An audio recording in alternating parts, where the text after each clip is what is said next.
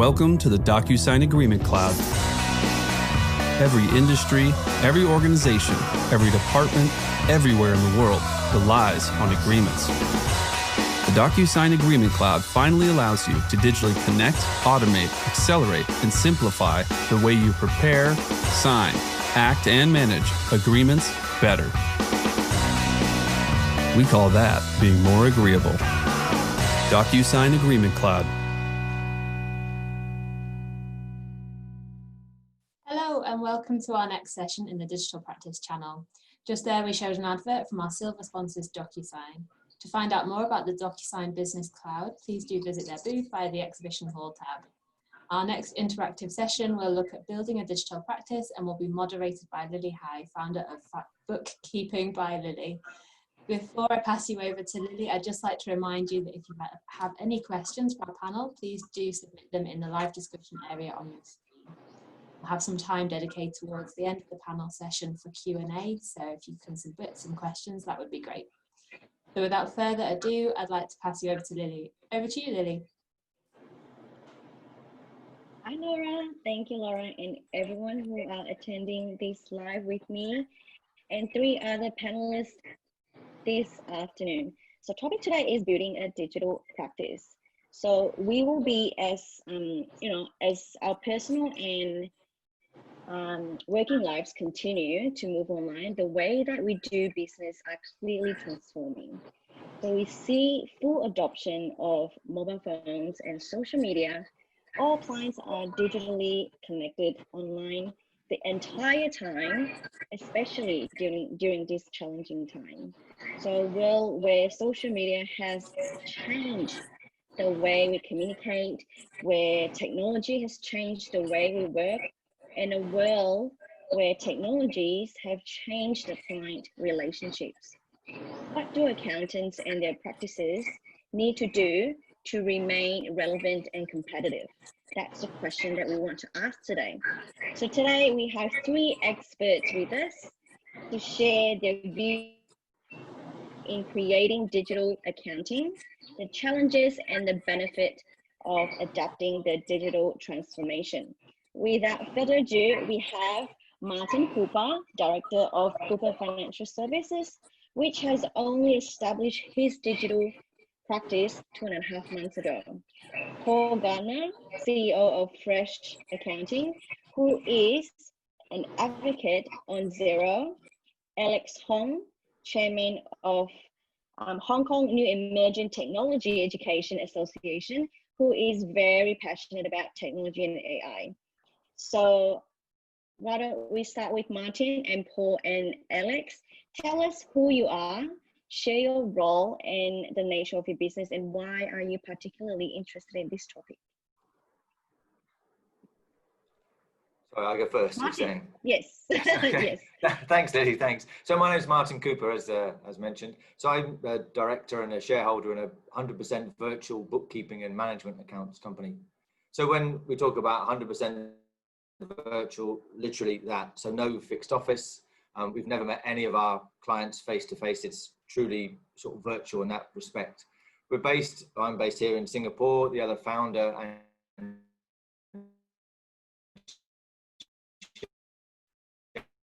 shareholders based in Spain. We have our marketing and other accountants in Canada. So we're truly sort of spread across the globe. As mentioned, we only incorporated in May, but we were going for a couple of months before that. So to start the business during COVID is probably the best time to do it in terms of making it trying.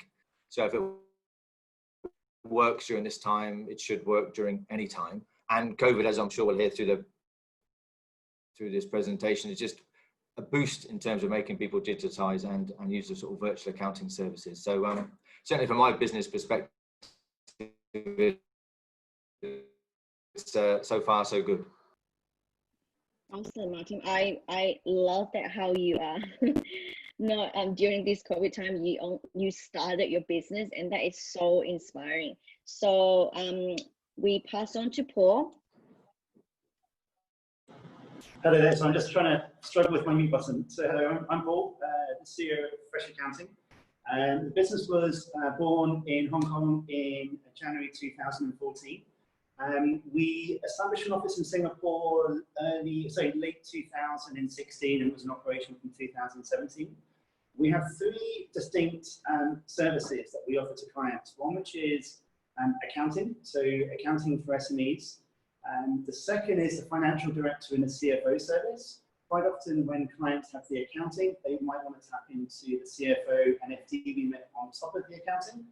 And the third element or pillar is the implementation of cloud-based accounting software.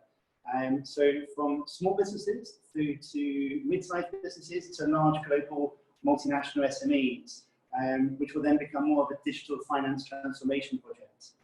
We just have under 20 people across both offices in Hong Kong and Singapore.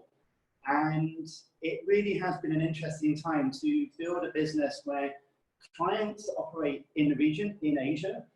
If you start a business in Hong Kong or Singapore, you will expand beyond that region and that city. So we've really seen it interesting as our clients have grown. We've been able to grow with our clients regionally, which is why we have the two offices. COVID-19 certainly has been a fairly challenging time for clients and for us.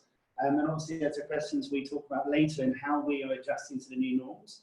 But I think by building a zero-only practice, that has really helped us take care of clients. So we're not trying to look after multiple softwares and get ourselves confused on the different softwares that we're going to come across. Everything we do is zero, and we are the third Zero Partner in Hong Kong and the first to Platinum in Asia.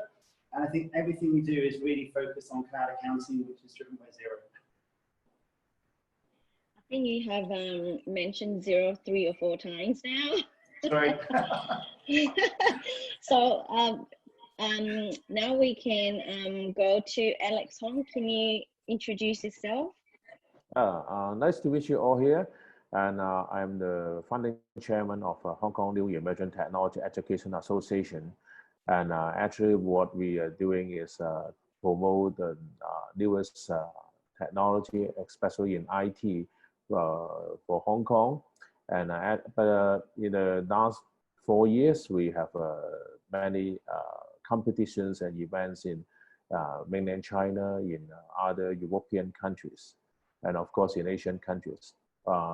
And we have members from different industries, not only from IT, but we will try to find the best solution, especially nowadays we are focused more in artificial intelligence.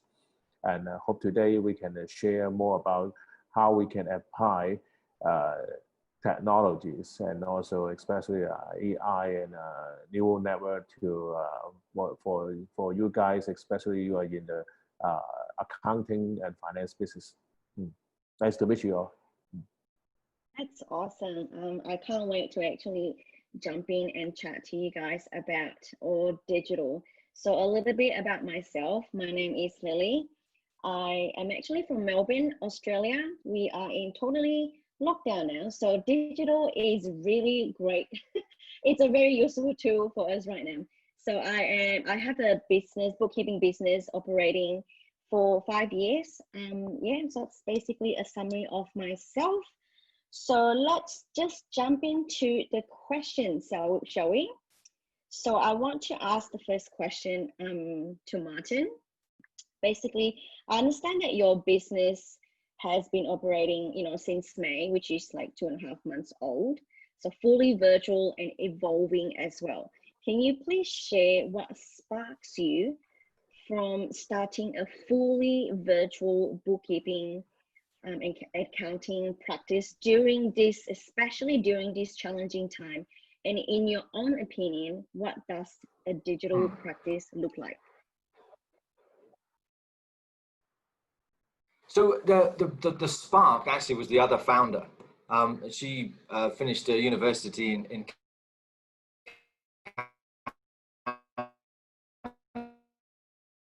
Canada and worked for a company called Bench, based in Vancouver. But they had bespoke software which they developed, which is certainly one route to do all this kind of stuff. But the logic behind the company, when we both spoke about it, that we set up,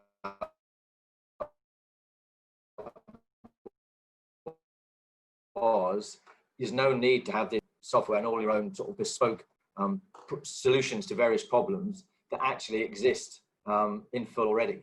So the logic was sort of out with COVID, the fact that all the software that you need to solve the digital problem now fully exists. If you're trying to convince yourself or trying to convince others that you need to do it, you're not trying to blaze a trail or, as this company Bench did, develop your own programs to do it with all the risks associated with that. Everything exists, whether it's Xero or QuickBooks or all a myriad of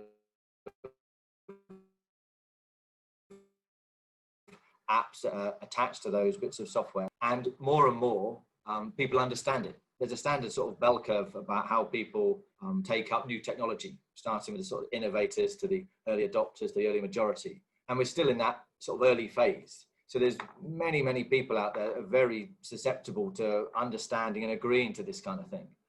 We do meet a few people that don't get it. We call them the laggards in that kind of bell curve adoption approach, but these we just leave alone. At some point they'll understand and they'll kind of catch up. But so kind of in summary, it's out with COVID, which, as I say, we started for a couple of months beforehand before it really got so intense as it had done over the last 3 or 4 months. But just the software clearly exists without great risk, and the mentality of enough people existed that they would understand what you're trying to do. So it's the bringing together of these two things, and COVID really will just jet propel it, I think, because people are forced into this. Even the people that either didn't understand it or weren't thinking about it now will have to make their businesses continue. Exactly. I love what you're saying there, because because I'm from Melbourne, Australia, we totally locked down here. So the only way that we can communicate or do anything for our clients are through digital. So for people who have not adopted the digital space, they are literally forced into a situation now that they have to adopt it. And it is so possible that it is so easy and user friendly as well. And sometimes it's just a no-brainer that, like everyone should be on the digital platform, because it's just ease of, saving time and everything else, right? So Paul, now to you. So now we have heard from Martin, who has just started his virtual business. I would love you to share your view of digital practice as you establish your business since 2014. So did you see any growth in accounting sector in adapting the digital transformation? What was it like in 2014 compared to 2020? Thanks, Lily. 6 years seems like a lifetime ago. Xero any cloud-based accounting software really was quite new. So I think going back before building a digital practice, my entire career has been in commerce. I've always worked in commerce, and having never worked in an accounting firm before and coming out to Hong Kong and actually building an accounting firm from scratch.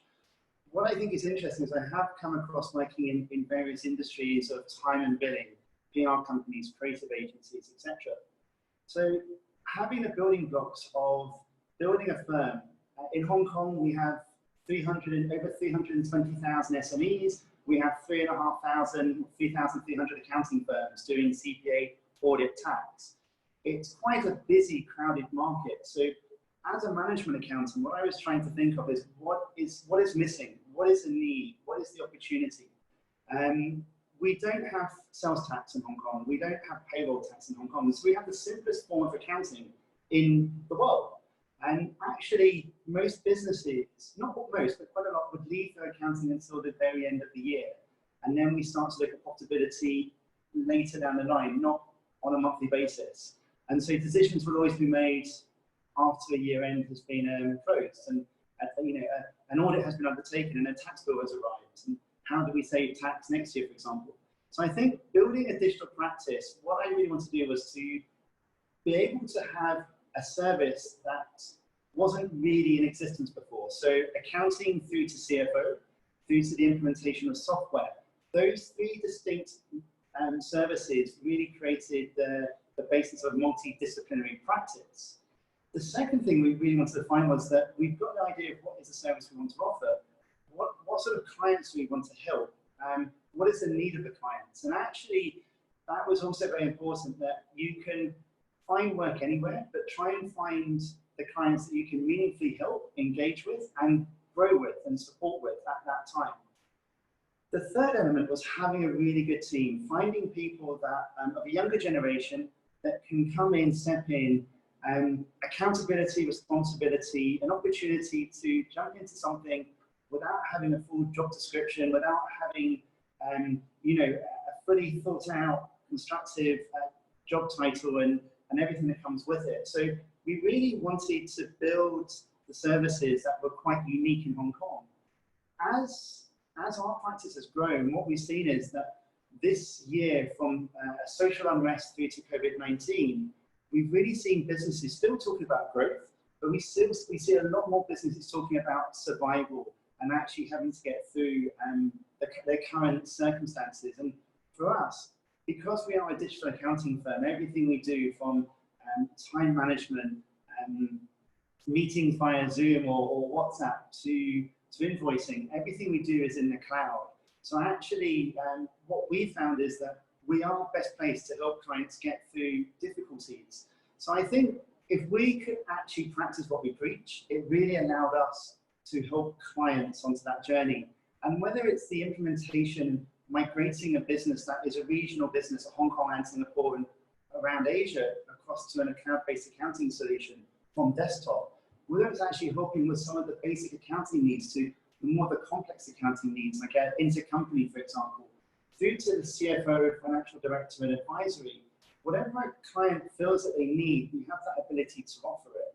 And I think that was really important, to try and build something that was in 2014 that could be relevant and future-proof. And I think also, just one more thing before I pass on to you, Lily, is that the softwares that are around today are actually less than 10 years, roughly 10 to 15 years old. And there's this constant barrage of new software that's coming. And so having a relatively young team that will take time out to look at the newest software, when a client might mention something to us, we always take the time to look at it. And we have to find the softwares that we think can work best for our clients. And I think that's also very important, to build that young team to take care of clients.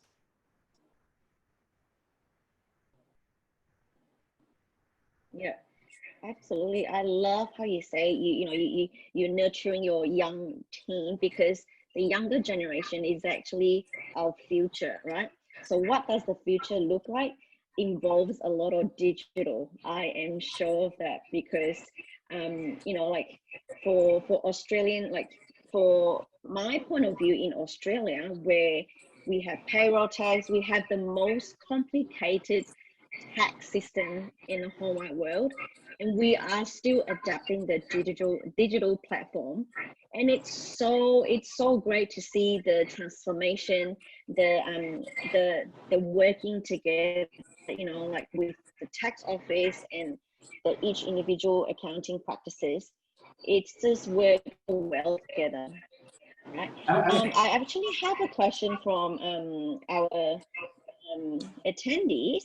So I want to actually ask Martin about this. So could you share the competitive landscape in the digital practice? I guess when people are looking at transforming their actual retail or actual shop into a digital practice, they will be very mindful of, oh my gosh, maybe there are a lot of people out there that's doing it, and what's the competitive like?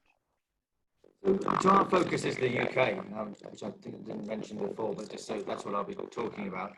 So I think the competitive situation for purely digital is actually quite low at the moment.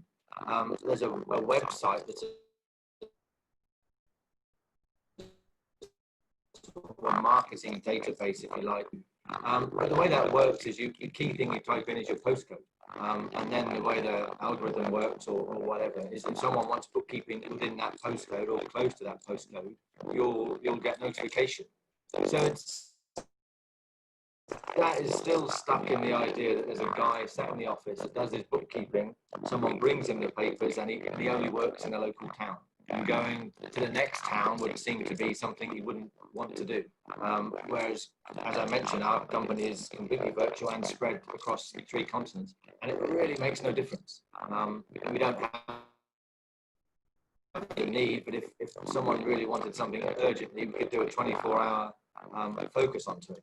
And they wouldn't notice; they just get the end result. So I would certainly say that the competition for the purely virtual is low from a UK perspective, which is good and bad. Good in the sense there's not much competition, bad in the sense that in terms of that bell curve I mentioned, there's still a lot of people that aren't really ready to adopt that kind of technology. But there's certainly plenty to go at. And as I also say, all the software and the sort of add-ons that you need already exist. You just have to carefully pick the ones that complement the way you operate your business. So my background was CFO, public company CFO, and the founder was sort of a bookkeeper at this bench company. So between the two of us, I could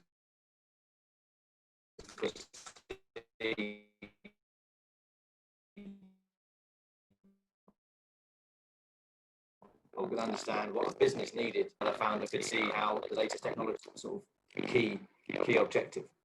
So no, I would say the competitive landscape is pretty low at the moment in the UK. Thank you, Martin. So I want to ask Alex the next question. So in your point of view, why do you think technology is becoming more and more important in accounting industry? Oh, actually, I introduced my association before, and I haven't told you about my background. Actually, in the last 25 years, I worked in consulting business, mainly to help the clients to have more digital or something from paper to more digital world. And for accounting clients, okay, we have some in Hong Kong, and in fact, in Hong Kong, it's not easy to do this thing before COVID-19, and all the people were very traditional, okay, all with all the papers, okay.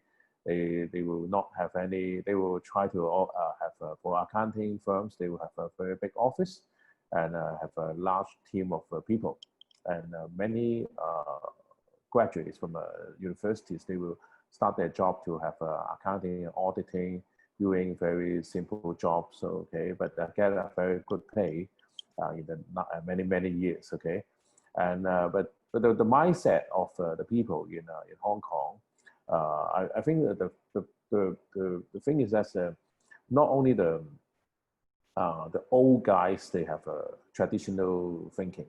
But the problem is that the young generation, even the young generation, okay, they will not use a digital way to finish the things, okay. But luckily, okay, or unluckily now is COVID-19. We need to have meetings through Zoom or other things, and even for in the last 6 months, we have a lot of requests about the cloud storage, cloud-based things to store the documents or things. Before that, all the things are even stored in some servers inside their companies physically, okay? Actually, from time to time, I tell them that it's very unsecure for you to put your server or system inside your office building. Because when, in case there's some fire or other things happens, you will lose all the things. But they still keep all the papers up to now, okay? But the problem is that I mentioned it's not about the old generation, it's about a young generation. They will not subject because they will do the thing they just keep to do it, okay? And one thing, I think in Hong Kong and Australia, in other UK or other, we have a similar accounting and auditing practice. First thing, we need to have some invoice and receipt, all the things, and then we need to have accounting clerk to input all all the hard copies, okay? Especially in Hong Kong, because we haven't the sales test. We actually we have used a lot of cash, okay? Even now, every day with cash, okay? But it's better now, but still comparing to mainland China, Hong Kong is not behind for the digital payment. So that's why we still have a lot of different type of invoice, different type of receipts. We have no standards, and that's why what I suggest, okay, in fact, we are now pushing to have more, by using the AI, artificial intelligence, we can just, for example, you can have all the invoice receipts, and then we have a simple app, okay, simple app to take the pictures of the receipts, invoice, and then we try to process, okay, by using artificial intelligence to keep track of all the spending, all kind of different things. In fact, I know some vendors, they did before by using semi-automation methods, okay, and now it's more successful, but we're still on the way, but it's I think it's better than before. And for the technology thing, okay, is okay? The answer, okay. Yeah. Obviously, like for people who are more traditionally wise, where they operate, they used to operate that way, and adapting a new kind of digital practice, it's initially, I would imagine that it's going to be a bit challenging. But I think the more that we introduce this kind of topic, the more that we, as the leaders in the industry, talk about it, I think the more that people will be more inclined to know more information about it, because it's definitely going to save a lot of time and a lot of manual work as well. But I think one very important thing, one I want to say, one important thing in accounting for the decision makers is you need to spend money on that, okay? Because from time to time when we talk about the technology projects, okay, they will say that we will use the less money to do the best thing. But nowadays, okay, we should think about how to make use of the money to replace the human beings, okay? Because a human beings is not so reliable, and also it's not durable, and also it will confine the size of your company in future. So, but the spending of how much, okay, you need to spend. I guess think you need to think about, you need to change the mind of for example, CFO, the CEO, and the percentage of spending is very important. That's what I want to say, because we need to change the mind. That's keep on using the less money and use more papers, and then to keep it alive for the businesses, it doesn't work. It's all about mindset here. If you want to change or adapt a new challenging things, right? The things that people who doesn't really know yet. It's all about the mindset and saying yes, we want to change this. We want to change for the better, right? So back to Paul. In accounting point of view, what are the pros and cons when building a digital practice? What do you think? We were pretty fortunate. Fresh Accounting, when it was established and born, it was 100% digital. So I think we didn't really, as a business, we didn't have multiple partners, or multiple directors. It was every decision was with one person, or it was rhetorical with myself. So the questions I would have to ask would be asking myself, "Is this a good idea? Yes, no, maybe. Let's see what we can do." So I think the actual reason why we went to a cloud accounting journey was the early clients, who are Australian and New Zealanders, were talking about certain cloud softwares that they really wanted to have. So when we started to think as our practice and our business, because coming from London to Hong Kong, again, the digital evolution of accounting firms really hadn't even reached London in 2014. So actually, when I arrived here to look at building something that was digital, it made sense. We don't have an office to start with, so I can work at a client's office, I can work in a co-working space, I can work from home. The ability for myself to see information anywhere, anytime is really important. But more importantly, as we brought in people into the team, actually they could work anywhere, anytime at a client's office. And we end up having an office for the team.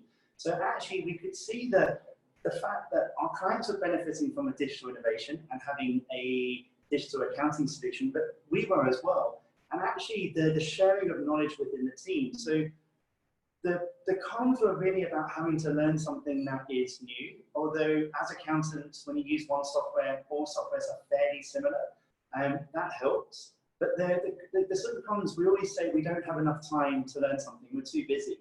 And I think from the beginning, it was, we have to make time. And when the early team members joined, who are still in Fresh today, it's really interesting to see that when we're working remotely or we're working in a different city, actually the ability to share information real time is really important. The sharing knowledge is there. And so I feel that the pros have been that we can work anywhere, anytime for clients. We can work anywhere, anytime collectively. Even with COVID-19, we've never had a lockdown in Hong Kong. So we've actually ensured we've kept the office open. In fact, some of the team wanted to come to work, to be in the office because they are living at home with parents and they didn't want to be at home using a laptop at the end of their bed, for example. So what we found was that you have the dual screen in the office and actually working together collectively. The idea is that we still have to have a sense of belonging, a sense of working together. So the cons for us were, the pros were far greater than the cons, but I do appreciate that the one con will always be, we need time to learn something. And I think that's the most important thing to do. I absolutely love your answer because like with clarity and flexibility, these are all the key things that a new generation should adapt, or new kind of practice, digital practice, accounting, bookkeeping, or any kind of digital practice should be adapting, because we really want to know firsthand. If we want something, the information is there, we can get it ASAP, because that's how we work now, right, in this world. And we've got some question from the Slack card. I would like to go through it. So one of the attendees asked, how would you approach marketing a digital practice in a competitive market? I think I've asked Martin before. Paul, can you answer this, please? I think that's actually quite an easier question for Hong Kong, purely because there are not that many digital accounting firms there. What we saw is that so many clients that we work with, their previous firms, or if it's outsourced accounting, would be using a QuickBooks and a MYOB, so a NetSuite or an SAP. And I think what we found was that marketing promise for us was that we can work anywhere, anytime. What we've seen is with clients over the past months, somehow the accounting system sits in the office, but the office is closed for whatever reason. And so actually the accountant can't get into access information. And I find that actually the marketing perspective is to be able to promote a fully digital accounting firm is much easier, because there's just not as many of us here in Hong Kong.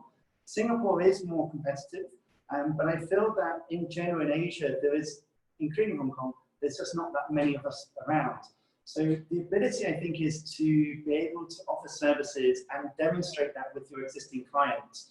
So the idea of saying it's digital and being one of the few and being a leader is very important. I think secondly, having case studies, having something that can promote your skill set. Yes, we've moved a business to a cloud-based solution. Yes, we're working with a client, and during COVID-19, this client has benefited from our service. I really feel that it's around case studies. It's around actually leading and demonstrating that you know your, I was going to say you know your shit about software, but you know your software. And I think most importantly is it's hustling and not to be afraid to speak to people, go to events or attend webinars. I think the art of hustling is really, really important. But more importantly, when people have a problem, listen and find a solution to the problem that they're talking about, rather than something that is generic. And I think that is also an element around the marketing, which becomes more focused on listening to your potential customer.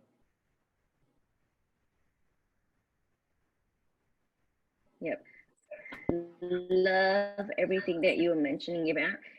I personally have, like with marketing and digital, it's sometimes I think people are focusing on too much on marketing what they are doing, and not actually thinking about what they are good at, what transformation they can actually bring for their ideal clients, right?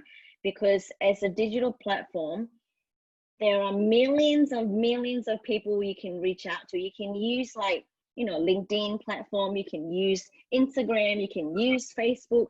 There's millions, so many different channels that you can market yourself to be out there. The important thing is you have to show your own brand, your own voice in terms of how you can solve other people's problem. And one more point to make, sorry, I think it's very important as well that when you build a business or a brand, communication, having empathy with potential clients and clients, but more importantly, it's about building a brand that is bigger than yourself. So actually, the idea of something that is multidisciplinary, so that it's audit, accounting, cloud-based tax, actually having other people within the team that are advocates. So again, that marketing comes from within. When you're speaking to your existing clients to move them, or to new clients, I really think it's important to have a team that support your decision. And that is also another marketing element, as opposed to spending lots of money on a nice glossy magazine. It's more important to ensure that that marketing comes from within the ambassadors. Yeah, thank you, Paul. I would love to ask Martin. I was just going to say, the only thing I'd add to Paul's answer, which I thought was great, is just trust. If you can hear me, clearly I know the connection's a bit unstable, but trust is a key thing. So to demonstrate that you're qualified accountants, to demonstrate that you're part of the sort of bookkeeping association they have in the UK, that you're a Xero partner, you're using software that people kind of know about. That trust thing, especially when it's digital and people are a bit uncertain anyway, I think that's another sort of a key point to bring forward. Exactly. I was going to ask your opinion about that, Martin, but you beat me to that. Amazing. So I want to go to the next question. So let's talk about fear now, right? Because a lot of people are fearful of, starting a digital platform, especially during this challenging time. We all know that it is probably one of the reasons why a lot of people are in that kind of procrastination zone and stopping them to do the things that they really want to do, right? So what are your advices when it comes to maintaining or better the quality of the service when everything is digitalized? What are the top key areas business should look at? Paul. I think I'm going to hopefully answer the right question and not a different question. I think what is really important is that, I'm hoping it's the right question. I just lost you a little bit. I think what is really important is to stand out from your competition. It is quite hard. I know I saw a comment about fee and how do you price, and fees are very subjective. So if you want to be charging a relatively low fee, you'll be charging a very low, a low fee for a low service. If you want to charge more, what are you going to offer for that? The traditional accounting firm would always charge an hourly rate for a service, but actually business owners, SMEs want to know what are they getting. So therefore you have to look at a sort of value pricing, which is X number of hours, which we think this is what it is, and this is the monthly fee that we will charge. So that becomes important, and then we need to monitor that. Are we going over on delivery or under delivery? Does this client take more work or not? I think most importantly as well is to ensure that the traditional accounting firms do have a high churn in employees. So how do we ensure we would keep a low churn, have a low churn so we don't keep losing people? Because that's also something that equally upsets a client if their accountant is leaving. So it's very important to find the right people, the ambassadors who can manage relationships with clients and potential clients. What we found is we always try to have at least 2 people working on each account. So therefore, if someone's sick, if someone's not here, someone else can step in and take over. So we don't have to wait for someone to return from annual leave or from sick leave. I think the most important thing as well is communication. And because when we have a closed system that can only be seen in someone's office, and if that person's not there, there's no access, that's fine. But the moment we move to cloud accounting, we have transparency, we have visibility, we have accountability. So actually, the client can see what we're doing.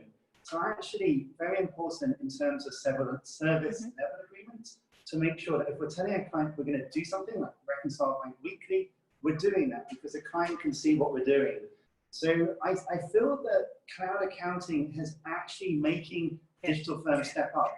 We have to adapt and change to meet the newer working environment, what clients are expecting. And COVID-19 is also very driven in actually moving more businesses to the cloud. So actually, clients do have higher expectations if they're using an accounting firm that is a digital service or a digital practice. I hope that's the right question. Yeah.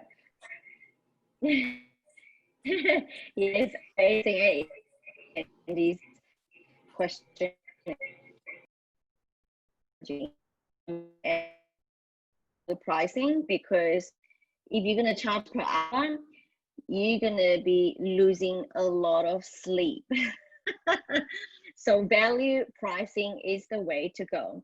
The last question, I want to get the last question out to 3 of you because I'm very conscious of the time. So the last question will be, how do you increase the staff's digital experiences to be relevant and equipped to offer high value of service to customer? So Martin, can you answer this question in view of new business?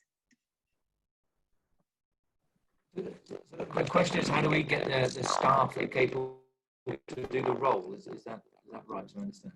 Yeah. So how do we actually increase the staff digital experience so that they can still offer the high value service to the customer?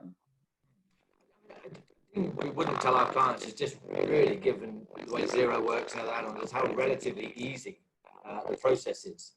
One of the things on the pricing strategy is you kind of emphasize a lot the convenience and the simplicity and all that kind of process saving. Then you have to be careful the client doesn't then see that as great, that sounds like a cheaper service to me. It may be a cheaper service, but it can't be too much cheaper. You know, there's that kind of careful balance. I mean, certainly what we've been able to really easily identify is people who are certainly capable of doing all the basic bookkeeping from relatively little experience or training. It's not a difficult process. Things like the accounting software that have been developed are designed intentionally to make it as straightforward as possible.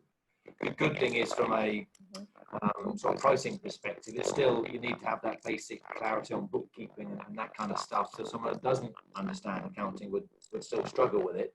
But you don't have to have that much background to make it perfectly capable.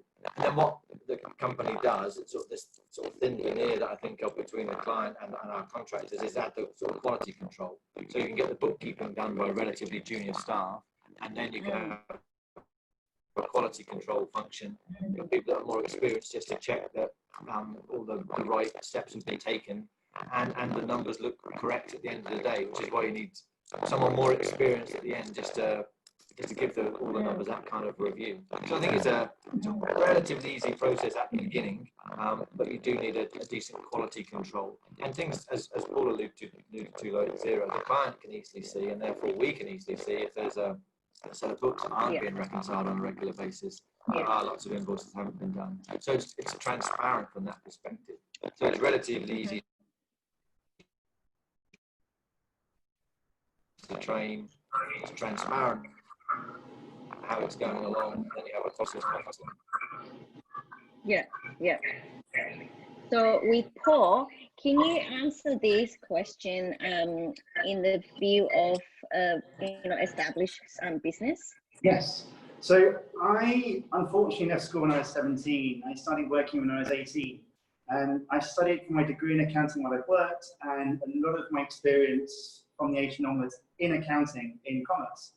So my big belief is learning by mistake, on job training. You learn as you go along, and you'll have very motivational managers or directors who will train you and develop you, and then others who may not. And I think the key that we've really applied into Fresh Accounting is when the team join, we try to have training. And so the team can learn how to use the cloud-based accounting solutions, such as Xero. The onboarding, so the idea of the training, the learning, development, working together. Learn one software, do it well. The idea of learning together as a team. So if you get stuck, learn together. And we have regular training sessions with software companies that can teach us how to use software. And then we do our own self-studying as well. And then when the team find a new software that they like, they will spend their own time in work or even after work to look at something to see how that could work. And so that could be Expensify or Sin7, Spotlight Reporting for consolidation, Receipt Bank, Approval Max, which some of the team was speaking at earlier today. It was very important for us to actually be able to look at how we learn collectively. More importantly, for a Western culture, I really want the team to learn from their mistakes. And so therefore creating the accountability and transparency. I think that's something that's quite important, where if we don't know how to do something, we simply don't do it and hope someone else will do it for us. And I'm really trying to ensure that the Western culture and the Asian culture can work collectively together, but to encourage the team to grow within it. And I think for me, that's the most important, that the team keep learning. And we attend conferences where we can, locally, regionally, internationally. And that, before we joined the call earlier, was very, very important. And it's been very unfortunate to see a year where no one can now travel. So face-to-face meetings and other sort of training and self-development isn't really there for us. But the most important thing with the accounting and finance show is a good example. We have webinars like this where we've been brought together to share ideas and knowledge, and people are listening in and listening to what we have to say. So I think it's really important just to find ways for the team to keep learning, but actually the empowerment from within. But most importantly as well, where clients want something, they have somebody to speak to. And we actually also ensure that the team can develop the confidence to speak to clients and develop their own communication skills and their own style of working with clients, and allowing them to build within their business. So rather than feeling that they have to leave after 12 months to find a new or better job, they can stay within Fresh and grow within it. And that was also something that's very important, to have retaining employees, so that we then build this really interesting, digital accounting firm. Yeah, amazing. So Alex, I would really want to know your point of view in education perspective. How do you think it will help? Yeah, actually, first thing, digitization is changing every day. Okay, every day the term is different.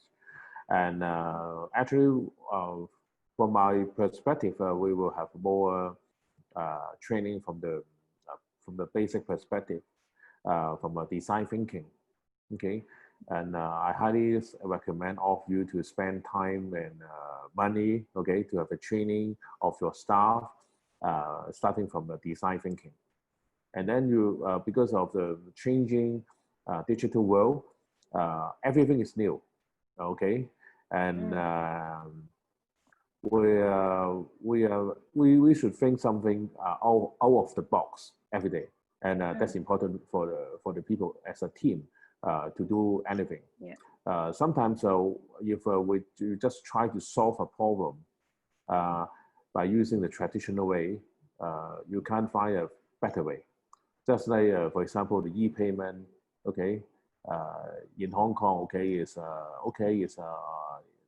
up and running, but in China, mainland China, whole mainland China is doing e-payment, okay, but Hong Kong is not the worst place, okay. In Japan, all the transactions are in cash, okay, even in cash, in coins up to now, and but sometimes we need to change our mind to think out of the box and to find the best way to solve the things. And I think more training, okay, classroom training is important. Of course, nowadays online training, but face-to-face interaction is important. Just like now, okay, we have a conference here. I think it's good because we can have more response, okay, from the audience. Is we can try to brainstorm and then find something new, and so I think from the education perspective, we should have more online courses. Okay. Yeah.